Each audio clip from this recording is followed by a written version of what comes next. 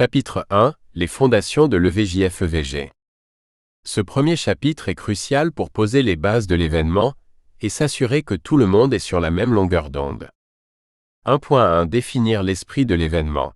L'ADN de la future mariée. Comprendre ses envies et ses aversions. Est-il fêtareux ou plus calme? Aime-t-il les sensations fortes ou la détente?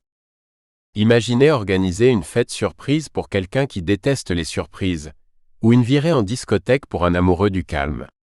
Pour éviter ce genre de faux pas, vous devez vous transformer en détective de l'amitié. Le profil festif. Est-il plutôt fêtareux et extraverti, prêneux, à relever tous les défis et à danser jusqu'au bout de la nuit? Ou bien est-ce une personne plus calme et introvertie, qui préférera une activité relaxante, un bon repas entre amis ou un moment de partage intime? La réponse à cette question déterminera le ton général de l'événement. Sensation forte ou détente absolue? Demandez-vous si le ou la future mariée est adepte de montée d'adrénaline, saut en parachute, stage de pilotage, rafting, ou si une journée détente au spa, un cours de cuisine, une dégustation de vin ou une balade à vélo serait plus son truc. L'idée est de créer des souvenirs positifs et non du stress.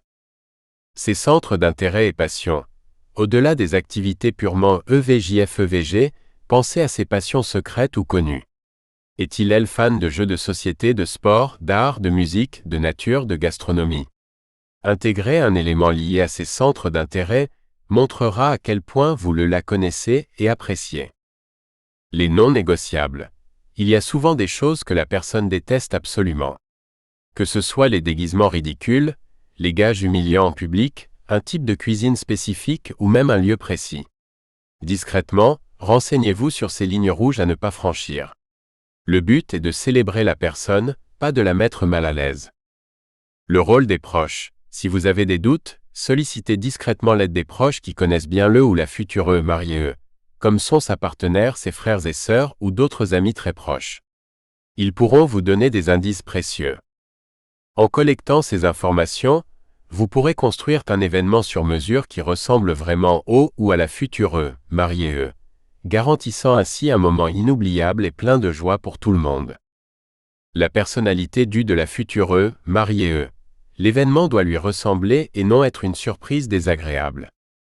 Comprendre la personnalité du ou de la future mariée est la clé de voûte d'un EVJF ou EVG réussi. Il ne s'agit pas juste d'organiser une fête, mais de créer une expérience qui résonne avec qui il ou elle est vraiment. L'objectif est de lui offrir des souvenirs précieux, pas un moment de gêne ou de déplaisir. Évitez l'effet surprise désagréable. Trop souvent, des organisateurs animés de bonnes intentions planifient des activités qui correspondent à leurs envies plutôt qu'à celles de la personne célébrée. Un EVJF-EVG n'est pas le moment d'imposer un saut en parachute à quelqu'un qui a le vertige, ni une tournée des bars pour une personne qui ne boit pas.